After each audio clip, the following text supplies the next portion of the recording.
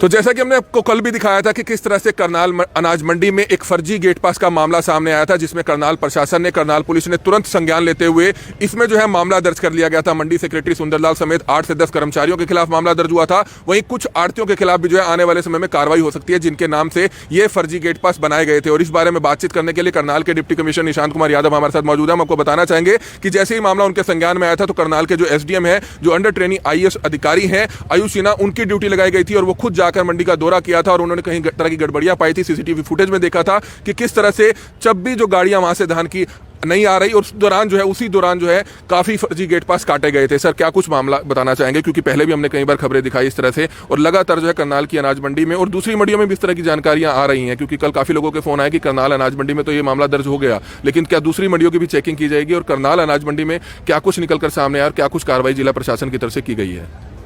इसमें हमने ज़िले की सारी मंडियों में संबंधित एसडीएम्स को भेजा था जांच के लिए और अभी चूँकि करनाल मंडी में इस तरह की अनियमितताएं मिली हैं और वो भी प्रारंभिक प्रिलिमिनरी रिपोर्ट है, जो फाइनल रिपोर्ट है वो तो अभी 2-3 दिन में हमारे सामने आ जाएगी। तो प्रारंभिक जांच रिपोर्ट में ये पाया गया है कि कुछ गेट पासेज ऐसे कटे थे जिसमें व्हीकल्स की आवाजाही उसमें उस समय नहीं थी और उस समय टाइम स्टैम्प पे गेट पासेस काटे गए, जिससे ये प्रतीत होता है कि जो गेट पासेस थे वो गलत थे, फर्जी थे। और इसके आधार पे हमने जो भी मंडी ऑफिशियल्स थे, उसमें सेक्रेटरी हैं, 7-8 लोग ऐसे प्राइवेट लोग रखे हुए थे जो गेट पासेस काटने का कार्य कर रहे थे, वो हैं। और जिन जिन आड़ती फर्म्स के नाम से गेट पास कटे हैं उनके खिलाफ मुकदमा दर्ज कराया है। जो आड़ती फर्म्स हैं उनका लाइसेंस सस्पेंशन की प्रक्रिया हमने शुरू कर दी है। जो अधिकारी हैं उनके खिलाफ जो है सस्पेंशन के लिए हमने सरकार को लिखा है, उस पर भी सरकार जल्दी ही एक्शन लेगी। तो इसमें मैं स्पष्ट करना चाहूँगा कि इस तरह की कार्रवाई हम बिल्कुल बर्दाश्त नहीं करेंगे। इस बार का जो पैडी प्रोक्योरमेंट सीज़न है बड़े सुनियोजित ढंग से कई सारी ट्रबल्स के बावजूद भी सरकार ने और प्रशासन ने करवाया है और अगर कोई इस तरह की घटनाएं हमारे सामने आती हैं तो हम इस पर बिल्कुल सख्त फैसला लेंगे।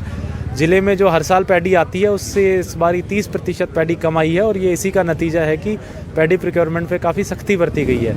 लेकिन अगर इस तरह की घटनाएं सामने आती हैं तो हम इस पर कड़ा संज्ञान। सर, सबसे बड़ी बात है कि ये चीज़ निकलकर सामने आई है कि मंडी सेक्रेटरी और दूसरे अधिकारियों की तरफ से जो है कुछ प्राइवेट जो है वहाँ पर कर्मचारी तैनात किए गए थे और सबसे बात कि वो एक एजेंट का काम करते थे, आड़तियों से, मुनीमों से बातचीत करके इस तरह से फर्जी गेट पास काटने का काम करते थे। तो क्या ऐसा अलाउड है इस तरह से प्राइवेट कर्मचारी बगैर जिला प्रशासन या दूसरे मंडी अधिकारियों के संज्ञान में डाले इस तरह के रख सकते हैं? ये बिल्कुल गलत है और 8 लोग हमारे संज्ञान में आए हैं जो प्राइवेट लोग थे, उन 8 के खिलाफ हमने एफआईआर कराई है और समुचित कानूनी कार्रवाई करें। तो आगे क्या लगता है कि अगर आगे की कार्रवाई चलती है तो गिरफ्तारी भी हो सकती है ऐसे लोगों की, क्योंकि मैसेज जाएगा पूरे हरियाणा भर में कि करनाल में इस तरह का स्ट्रिक्ट एक्शन लिया गया? बिल्कुल, इन्वेस्टिगेशन इसकी पूरी कराई जाएगी और उसमें जो जो दोषी पाएंगे उनके खिलाफ कड़ा। दूसरी मंडियों से भी शिकायत आ रही है सर? दूसरी मंडियों से भी शिकायतें आई हैं, हर मंडी में हमने जांच कराई है। प्राइमा फेसी करनाल में ये हमें कमी तुरंत पकड़ में आ गई है, बाकी जगह की भी रिपोर्ट 2-3 दिन में हमारे पास आ जाएगी, फिर वहाँ भी समुचित। सर, एक ऐसा देखा जाता है जब इस तरह का मामला आता है तो मंडी सेक्रेटरी पहले ही छुट्टी लेकर चले जाते हैं। इस तरह का मामला इसमें भी सामने आया कि जो मुख्य आरोपी बताए जा रहे हैं मंडी सेक्रेटरी सुंदरलाल हैं, वो पहले ही छुट्टी लेकर चले गए हैं। जी बिल्कुल, वो छुट्टी पे हैं, लेकिन ये जो अनियमितताएं हैं वो उनके समय की हैं और इसलिए हमने उनके खिलाफ कार्रवाई भी की है और सरकार को भी विभागीय कार्रवाई के लिए लिखा है।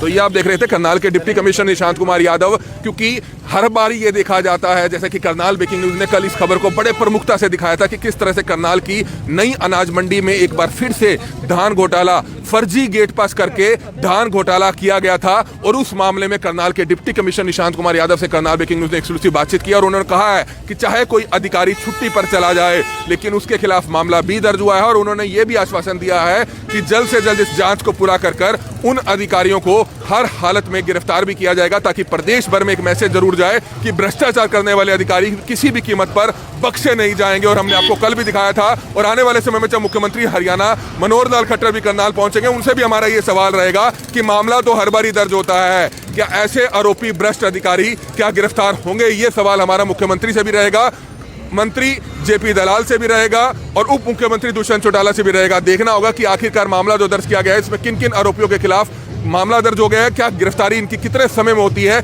ये देखने वाली बात होगी। और लगातार करनाल ब्रेकिंग न्यूज आपको इस मामले से जुड़ी हुई हर बड़ी खबर पल पल की अपडेट के साथ देता रहेगा। कमल मिड्डा, करनाल ब्रेकिंग न्यूज, करनाल।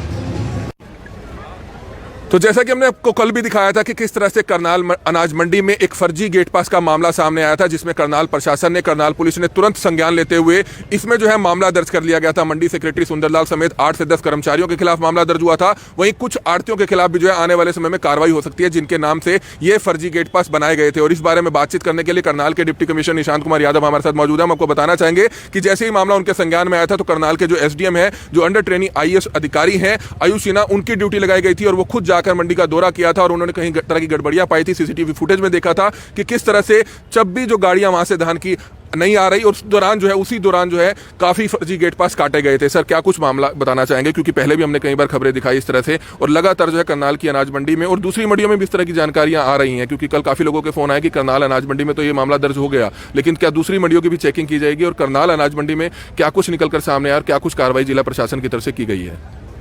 इसमें हमने ज़िले की सारी मंडियों में संबंधित एसडीएम्स को भेजा था जांच के लिए, और अभी चूँकि करनाल मंडी में इस तरह की अनियमितताएं मिली हैं और वो भी प्रारंभिक प्रिलिमिनरी रिपोर्ट है, जो फाइनल रिपोर्ट है वो तो अभी 2-3 दिन में हमारे सामने आ जाएगी। तो प्रारंभिक जांच रिपोर्ट में ये पाया गया है कि कुछ गेट पासेज ऐसे कटे थे जिसमें व्हीकल्स की आवाजाही उसमें उस समय नहीं थी और उस समय टाइम स्टैम्प पे गेट पासेज काटे गए, जिससे ये प्रतीत होता है कि जो गेट पासेज थे वो गलत थे, फर्जी थे।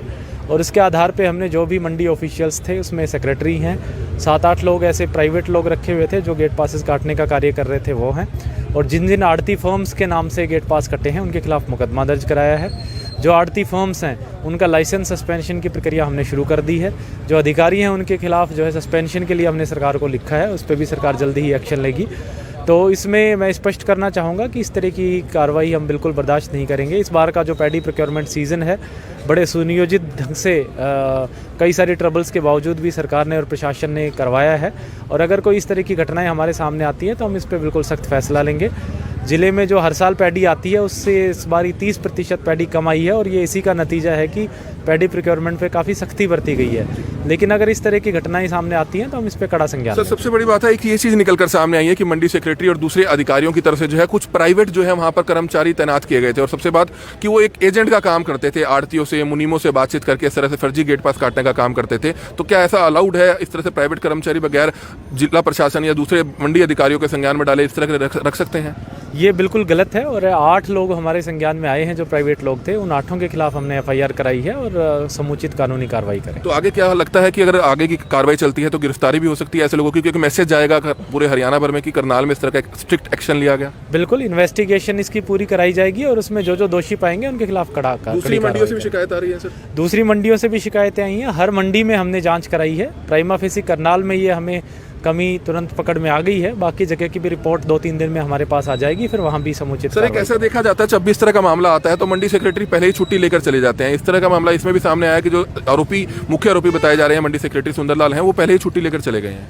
जी बिल्कुल, वो छुट्टी पे हैं, लेकिन ये जो अनियमितताएं हैं वो उनके समय की हैं और इसलिए हमने उनके खिलाफ कार्रवाई भी की है और सरकार को भी विभागीय कार्रवाई के लिए लिखा है। शुक्रिया। तो ये आप देख रहे थे करनाल के डिप्टी कमिश्नर निशांत कुमार यादव, क्योंकि हर बार ये देखा जाता है, जैसे कि करनाल ब्रेकिंग न्यूज ने कल इस खबर को बड़े प्रमुखता से दिखाया था कि किस तरह से करनाल की नई अनाज मंडी में एक बार फिर से धान घोटाला, फर्जी गेट पास करके धान घोटाला किया गया था।